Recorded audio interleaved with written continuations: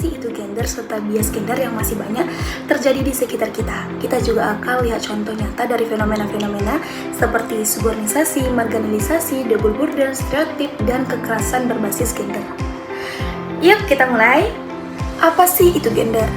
Gender adalah perbedaan peran perilaku, aktivitas, dan atribut yang dikonstruksikan secara sosial dan budaya antara laki-laki dan perempuan.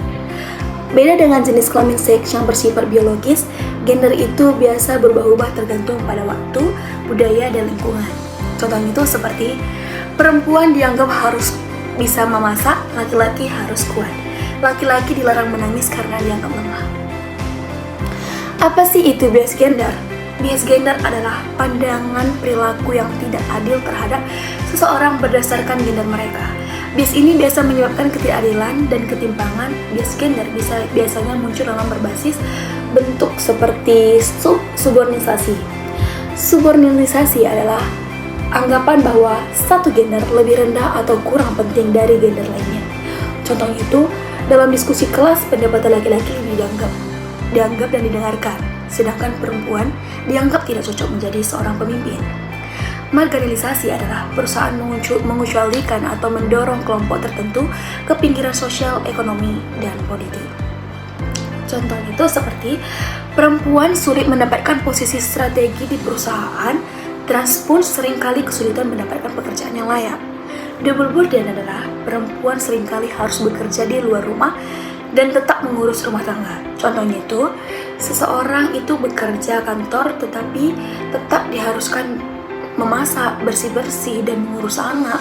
Sementara suaminya harus bekerja dan tidak harus dituntut bekerja seperti apa yang dilakukan seorang ibu. Stereotip gender adalah pandangan atau anggapan umum tentang peran gender yang cenderung menyadarkan atau mengeneralisasikan. Contohnya itu, laki-laki itu tidak boleh menangis, perempuan gak cocok kerja di teknik mesin, dan kerja yang sangat berat. Kekerasan berbasis gender, yang pertama itu kekerasan dalam rumah tangga ataupun KDRT.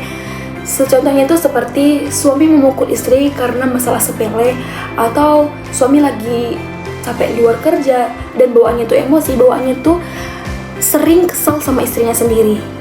Contoh yang kedua itu kekerasan seksual. Contohnya itu pelecehan seksual di tempat kerja ataupun transportasi umum. Dan yang ketiga kekerasan dalam pacaran. Contohnya itu pasangan yang mengontrol, mengancam, atau memaksa hubungan seksual. Contohnya itu tidak perlu jauh-jauh, apalagi kasus yang baru-baru ini terjadi yang dilakukan oleh pacar sendiri dengan sadisnya memutilasi pacarnya tanpa melindungi pacarnya itu sendiri. Sampai sekian video kali ini, ada kesimpulan yang harus kita dapatkan adalah penting bagi kita semua untuk menyadari dan melawan bias gender dalam kehidupan sehari-hari, karena kesetaraan gender bukan hanya soal perempuan atau laki-laki, tapi soal keadilan bagi semua orang. Mari jadi bagian dari perubahan.